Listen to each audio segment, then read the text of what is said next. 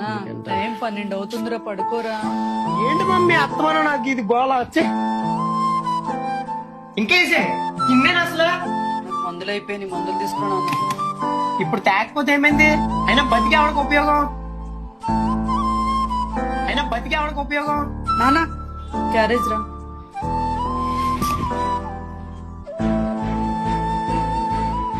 అయినా బతికి ఆవిడకి ఉపయోగం. ఏంటి ప్రియా, పెళ్లి ఫిక్స్ అయిందా?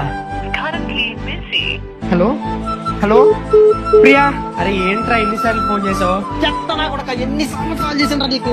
ఇప్పుడు ఏమైందిరా? ఈ అమ్మ చనిపోయిందిరా. అవ్వా అవ్వా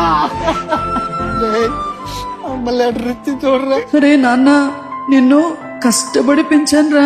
అందరూ మొగుడు లేని పెళ్ళం అంటుంటే లోకులు కాకులు కదా అని అందరికి దూరంగా ఉంటూ పెంచుకున్నానురా.